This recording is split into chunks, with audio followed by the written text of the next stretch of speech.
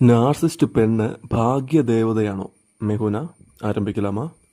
ഈ നാർസിസ്റ്റ് ഫുണ്ടയുടെ ഏറ്റവും വലിയ ദുസ്വപ്നം എന്താണെന്നറിയോ? അത് അവൾ ഒരു കാലത്തും രക്ഷപ്പെടില്ല എന്ന് കരുതി തേച്ചൊട്ടിച്ച് നശിപ്പിച്ചിട്ട് പോയ ചെക്കൻ അവൻ്റെ ജീവിതത്തിൽ രക്ഷപ്പെടുമ്പോഴാണ്. ആ ഒരു കാഴ്ച അവൾക്കൊട്ടും സഹിക്കാൻ പറ്റൂല. രാത്രിയിൽ നിന്റെ മുഖം സ്വപ്നം കണ്ട് അവൾ ഞെട്ടി എഴുന്നേറ്റിരിക്കും. രണ്ടാമത്തെ കാര്യം, അവൾ ചോര കുടിച്ച് ഉപേക്ഷിച്ച ശരീരം മനുഷ്യക്കോലം തിരിച്ചു പിടിക്കുമ്പോഴും നഷ്ടപ്പെട്ടു പോയ ശാരീരിക മാനസിക ആരോഗ്യം വീണ്ടെടുക്കുമ്പോഴുമാണ്. മൂന്നാമത്തെ കാര്യം, അവൾ പഠിപ്പിച്ച പാഠങ്ങൾ വിറ്റ്, അതായത് അവളെ വിറ്റ് പൈസ ഉണ്ടാക്കുകയും സമൂഹത്തിൽ 4 പേരറിയുന്ന ആളായിട്ട് മാറുകയും ചെയ്യുമ്പോഴാണ്.